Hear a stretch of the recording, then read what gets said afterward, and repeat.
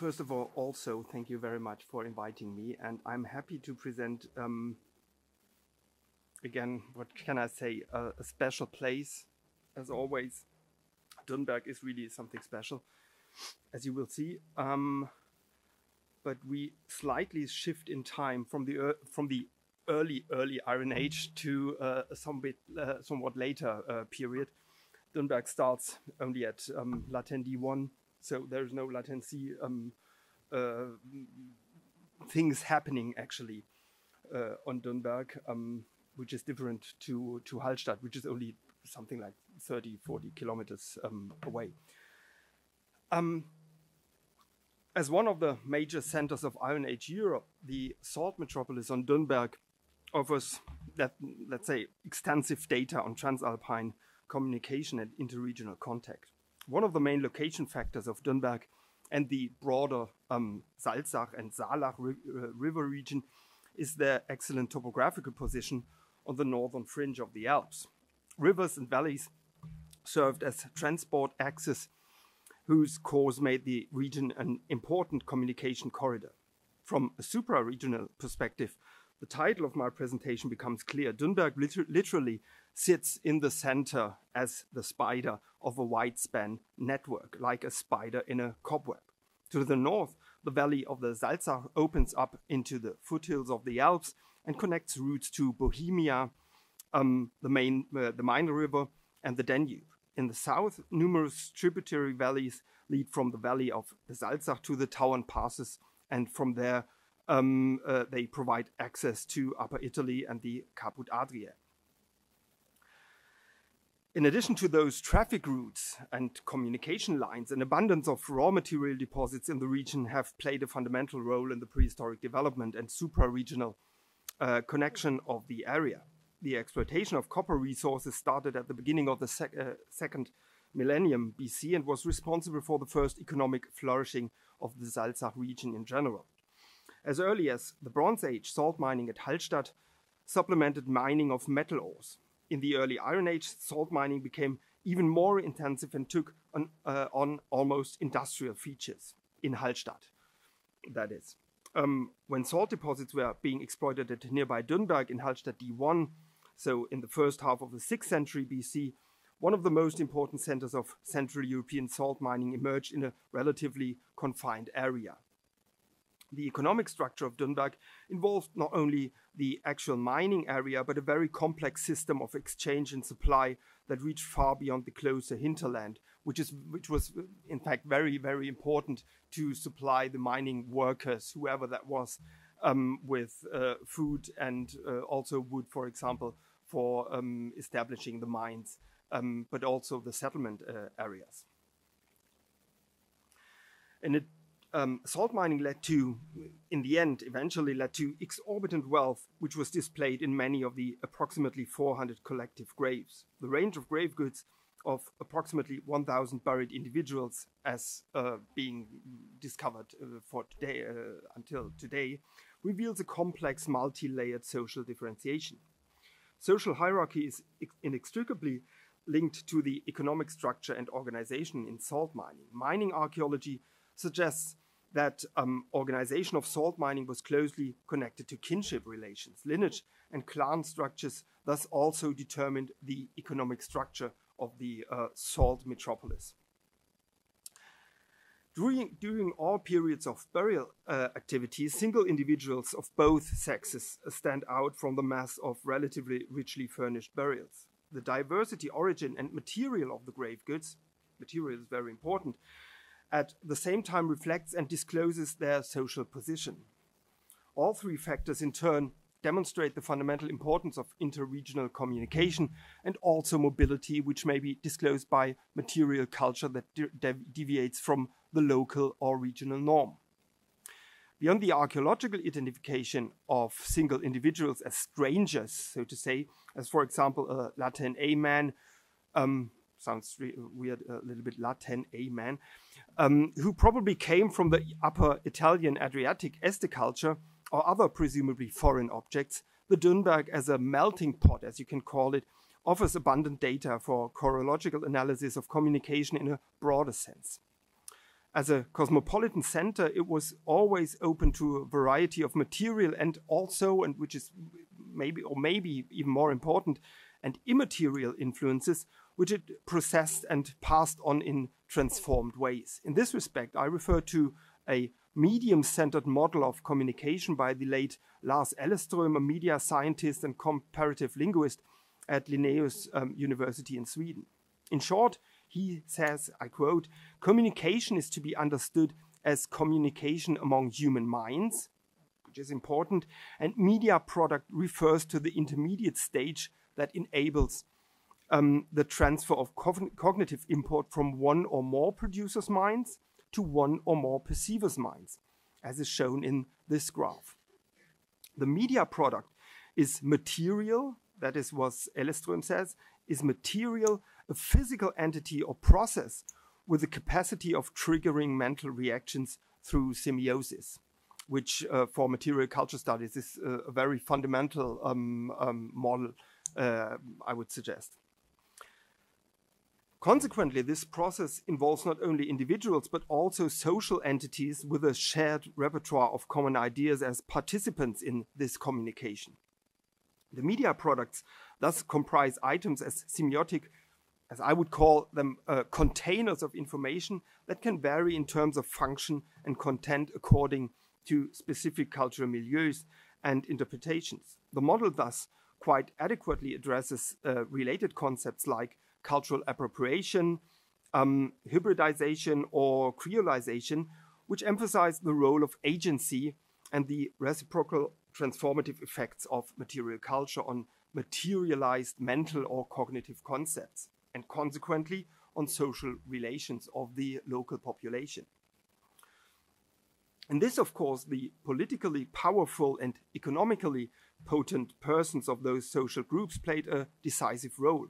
On the one hand, they held the economic possibilities of supra-regional communication, and on the other hand, also knew how to preserve precisely that privilege of knowledge and communication through the appropriation of things and ideas from these contexts. So it was, in a way, a circle of receiving and preserving these contacts and informations.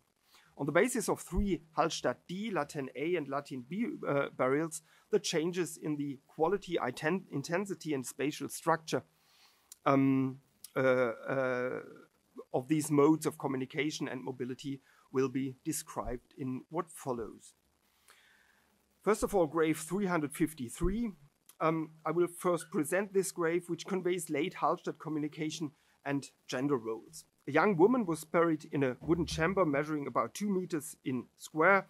It was covered by a burial mound of 9 meters in diameter, which is quite large by Dürrnberg standards and reflects the overall abundance of grave goods as a elite burial in its widest sense. These include an imposing set of vessels featuring a Tessin bronze vitula and a Hatton-type basin, a bronze-framed wooden cup, and a ceramic beak jug imitating an Etruscan model. A bronze plate belt, bracelets and anchor rings, several fibulae, among which a golden-plated Fußzierfibel stands out.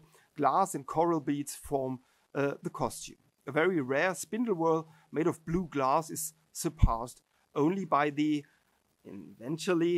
highlight of the grave furnishing. We already saw some examples for similar balls before, but of course Dürrnberg has the biggest ones. By the highlight of this grave finishing, these are 7 sheet gold balls as decoration of a bonnet or something like that, which are combined with 17 ribbon-shaped gold hair rings. Just to give you an impression, these gold balls, the biggest one is about this size and weighs only 2 grams. So it's very, very delicately made out of this sheet gold. The supra-regional distribution of similar balls and gold earrings suggests provenance from the West Hallstatt area, as you can see here. Other elements of material culture also indicate close connections to this core area of the so-called princely seats in the Western Hallstatt culture. An analysis, and I have to go back, I guess. That was a mistake. analysis of the origin of the gold made by Barbara Armbrust and her team, however, suggests that some of the ribbon-shaped earrings and probably also the gold balls are made of an alloy that is hardly ever documented in the West Hallstatt area. According to this, the woman appearing in supposedly native West Hallstatt costume, because we have several similar costume fittings and gold ball inventories in the West Hallstatt area, that this woman appearing in supposedly West Hallstatt native costume may not have been migrated from there. On the other hand, some similar hair rings from grave 59 are of the same alloy as those from the West Hallstatt dome that Leif Hansen combined in his PhD thesis. The set of vessels consists almost exclusively of imported objects. This also applies to the locally produced ceramic beak jug as an immaterial import of form and function. The distribution highlights the Dürrnberg as the center of a network of relationships linking Etruria, the Eastern Alps, southwestern Germany, and the Ticino. In addition, the vessels used for communal feasting may underline the symbolic role of women as hosts of an otherworldly banquet or a this-worldly feast, which derive from cultural impulses from Etruria. The social identity of women in this context is closely related to religious ideas and ritual practices. These may identify some women with gold ball ornaments here at Dürrnberg, but also in the West Hallstatt circle, as persons who were considered to possess a special knowledge in its widest sense. The glass spindle world, whose parallels link the Middle Danube with the Eastern Alps and central Italy, as well as other Dürrnberg items like a bronze spindle and a flagellum-shaped rod, may have symbolized the domestic power of Transalpine matrons, as I would call them. In comparison with spindle and rods from Este and central Italy, such spindle whorls, rarely attested in the Central European Hallstatt period, have been interpreted as ceremonial skirts or cult rods, by Ludwig Pauli, for example. Those symbols of female dominance or bronze vessels as insignia of the hostess provide a religious connotation, granting women social agency and an active role in late Hallstatt society similar to the Italic Etruscan world. However, an investigation of the age and gender structure in the West Hallstatt circle speaks against such an active role of elite women of the late Hallstatt period. This study conducted by Burmeister and Müller-Schesel suggests a, I quote, subordinate social position of the female individuals who were not independent agents in status representation but served as basically status objects. In this context, the ostentatious display of economic potential among the female bearers of sumptuous gold jewelry may be explained as a sign of masculine control and representation. The ethnographic record provides analogous patterns that celebrate female reproductive capacity and power as a means of male status acquisition. Moreover, individual status and claims to power in big man societies are sometimes expressed through the display of splendor in funeral rituals of relatives whose own status position is essentially secondary, which is quite interesting, I would say. This may imply that high-status Dürrnberg men who became wealthy through sought exogamous marriage and accompanying trade alliances, maybe, in addition to other prestige goods.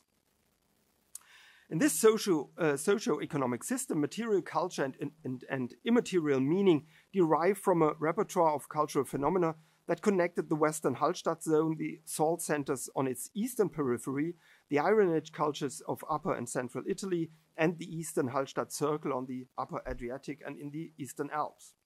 The objects and their social context show that these relationships involve the gradual transmission of material culture involving reciprocal social obligations.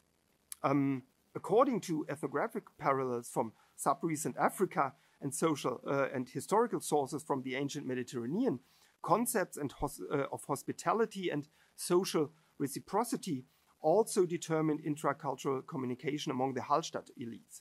In the spatial perspective, in contrast to other notions, This network did not only operate one-dimensionally from north to south, but also in cross-connections. Such east-west context on both sides of the Alps ran along lines of communication on which goods, people, but also ideas and concepts were passed on and integrated into existing structures. They thus contributed to cultural transformations and innovation that gave decisive impetus to the Latin culture that emerged in the 5th century BC. And on Dürrnberg, which is it's quite clear that there is no rupture or break or hiatus whatsoever. So and on Dürrnberg, we really have or face one of the rare examples where we really have some continuity in material culture, maybe also in social structure. But as I will show now, social structure might have changed within the course of the 5th century. The sumptuous grave 44-2, or 44 in general, illustrates the cultural attractions, transformative power and stimulating force of Dürrnberg during the transition to the Latin period. A chariot and impressive weapons demonstrate the need for representation of the early Latin male elites. In contrast to the late Hallstatt period, gold objects occur less frequent and are no longer assigned to women of highest social rank. Also, this early Latin gold shows greater variability in alloy composition, which suggests differentiation in origin and expansion and differentiation of the Dürrnberg contact network since the 5th century BC. The other grave goods underline this widening of contacts throughout early Celtic Europe. The bronze canteen, basin, and the conceptual model for the wooden tube-spouted jug are related to the Etruscan Italian region. The huge situla of local production held 190 liters and was apparently used to prepare boiled or simmered meat, a way to feed a large clientele and in feasting, for example. An Attic black-glazed cup reached Dürrnberg down the line, probably. The vessel is directly associated with grape wine found in the canteen that presumably came from Upper Italy or the Adriatic. Those exotic items and substances displayed the extensive communication network of their owners and their ability to draw on such resources. In grave 44, these include an amber ring from the Baltic and a slate bracelet from southwest Germany. The exotic highlight, however, was a small cowrie shell which was used as a presumed fertility amulet and comes from the eastern Mediterranean, perhaps even from the Indian Ocean. Among the armory, helmet, swords, and spears, the two-wheeled chariot stands out. Those war vehicles represent an early Latin novelty in a limited area of distribution in the Champagne-Ardenne region and on Dürrnberg significantly, as well as sporadically in other regions such as Bohemia. From this rather broad social elite, those burials with the most extraordinary objects stand out, such as the famous Dürrnberg beaked flagon in another Dürrnberg chariot burial. They represent the very, very top of early Celtic aristocracy, and I use the term aristocracy decisively because now I think there is really some kind of inherited aristocracy which gains rule or rules in a general way. This aristocracy who are referred to as principes in later written sources. In the continental Celtic, chariots underwent a change in meaning from a purely military vehicle to an object of status only indirectly associated with its original use. There is actually an unusual but all the more vivid ethnographic analogy to this. The Humvee, actually, was originally used as a mobile operational vehicle by the US Army from the 1980s onwards. Quite soon, its military and martial character served wealthy civilians, so to say, for self-representations and prestige. Interestingly, Arnold Schwarzenegger, aka Conan the Barbarian, apparently drove Hollywood's first Hummer H1. So this is a valid ethnographic parallel to the situation in the early Latin period. The custom regularly practiced since Latin A of providing men with a sword, shield, and helmet as grave goods is an obvious sign of a martial society, even if there is no direct hint to war or conflict on Dürrnberg and its surroundings. Heroic combat and fearless courage in death determine male identity, very, very obviously. This is not only evident on Dürrnberg, where more than 6 dozen swords and sword scabbards, more than 10 helmets, as well as parts of more than 20 iron-bound shields have been documented. Weaponry reveals a pan-European ideology that propagated warfare and fostered an inclination to aggression. In grave 44, besides the sword, the helmet is the most obvious sign of such a supra-regional ideology. It corresponds to the Beru-type helmets with an elongated top ending with a pommel that concentrate in the Champagne region. Beyond the tangible connection of material culture between the Eastern Alps and northeastern Gaul, ideological links are formed regarding their role in sepulchral culture. In both regions, for example, helmets are positioned in a peculiar similar manner at the feet of the dead, thus describing a common background of certain funerary rites. 6 Beru-type helmets from Dürrnberg include the earliest iron helmets in the whole of Europe. They go back to Near Eastern models probably, and thus once again characterize Dürrnberg as a transfer point for cultural impulses from the southeastern Mediterranean via Caput Adriae and along the passage across the Eastern Alps. The reverse spread of Celtic culture, so to say, to Upper Italy and the Balkans shows that from the late 5th century BC onwards, the migration and physical mobility of men also played a decisive role. This early phase of Celtic migrations rapidly led to the establishment of Celtic warriors as mercenaries and auxiliaries in the military of Mediterranean Hellenistic potentates. In Latin B, about 3 generations after the burial of the heroic charioteer from tomb 44, the transformation in the second half of the 5th century BC had become firmly established not only on Dürrnberg. A radical change in political social matters, as Ludwig Pauli put it, becomes particularly evident in the burial custom of the flat grave horizon, as to say, der Flachgräberhorizont, and the general absence of so-called princely graves. Mechanisms of early Latin transalpine contacts changed due to the intermediate role of the Celts now settling in northern Italy. Several factors show that in the 4th and 3rd centuries BC, intracultural exchange mechanisms and internal development of material culture gained in importance throughout Central Europe. At Dürrnberg, a burial of a Latin B2 woman circa 300 BC in grave 317 reflects the spatial dimension of this intracultural communication. As common practice, the wooden burial chamber, covered by a mound about 10 meters in diameter, contained 2 individuals of a collective burial. According to the Latin B finger rings, the 40 to 60-year-old woman belonged to the highest social class. She wore a coiled wire ring of silver and a gold ring decorated in the Waldalgesheim style on her right hand. The rare material of a silver saddle-shaped arm ring, number 16 in the lower left corner, emphasizes the absolute prominence of the woman. Similar saddle-shaped finger rings cluster at the Danube bend in the western Carpathian basin. The woman wore a costume that to some extent differed from the local norm, as indicated by the large number of 12 bronze and iron brooches. Despite the exceptional number, the position on the shoulders and chest of the dead is remarkable. This pattern suggests, as the excavator Kurt Zeller put it, a foreign style of dress, or at least a way of wearing clothes that was unusual for the site, that is for Dürrnberg.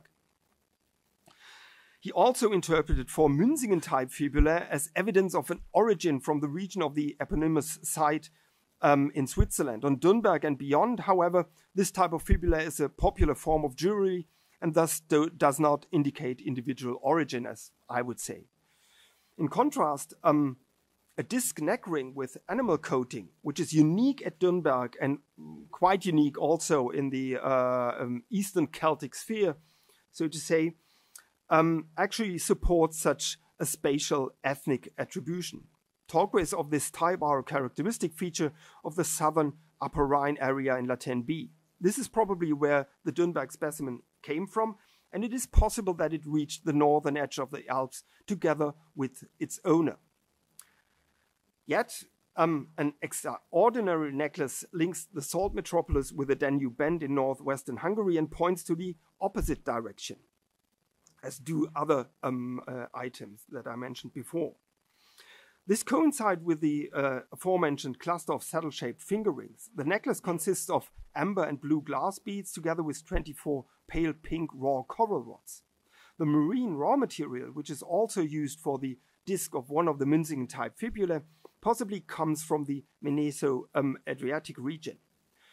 The Dürrnberg necklace finds almost identical parallels in graves of the northwestern Carpathian Basin, which are also associated with the Adriatic coral reefs due to their geographical location and position. It is striking that the coral rod necklaces are frequently linked to amphora-shaped glass beads, possibly produced in Novo Mesto. Several of these beads occur on Dürrnberg too, which according to these two types of artifacts was part of a triangular system, if you want to say so, of relations that connected the Caput Adria and the Hungarian plain in the east and linked this system to Gaul along the northern edge of the Alps, as Münzingen-type fibula and the disc neck ring might show. Let me summarize. The Iron Age salt metropolis on Dürrnberg permanently was at the center of a wide-ranging network of contexts, a cultural spider's web, so to say. From the start in the 6th century BC, foreign material culture indicates physical mobility of people and, on a meta level, is materialized evidence of immaterial mobility of ideas and mental concepts. Exclusive objects from distant regions are, on the one hand, a sign of general prosperity, and on the other hand, evidence of relationships and communications of the social elite. In the course of time, the communication mechanisms and regions of contacts varied, and also the processes, dynamics, and intensity of the cultural appropriation of those objects and their encapsulated information changed. While in the beginning they were primarily signs of individual prestige in the Hallstatt period, with increasing numbers they developed into veritable status indicators. In the course of increased Celtic globalization, at least ancient globalization, such exotica in turn became a symbol of martial agility and intracultural contact. Towards the end of Hallstatt D, strong bounds point westwards into the center of the western Hallstatt zone, but at the same time they take direct inspiration from the western Alpine region, Upper Italy, and also the eastern Hallstatt zone. According to this, Dürrnberg developed a hinge function, which is also evident in cultural concepts such as the identity and social role of high-ranking women. This gender-specific social phenomenon employed an ideological combination of prestige indicators and ritual objects in a process of cultural appropriation. In Latin A, this gender-related contact pattern develops and to part also changes. In a process of cultural change, the Dürrnberg acts as one of the major European initiators of the emerging Celtic culture of the early Latin period. The social and religious changes are based on a fundamental ideological reorientation that propagates the ideal of the heroic warrior. Across Europe, common foundations of this dominant identity initially create an overarching mentality of virile strength, which, being socially stratified, manifests itself in the variable display of weapons, chariots, and ostentatious armor. Other items derive from the Hallstatt tradition of southern imports and are symbols of an intangible network of relations between Latin elites.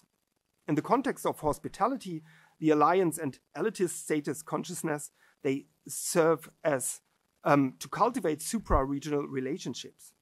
Their actual effect as status indicators, however, unfolded primarily in the local framework of intra-social discourse and competition.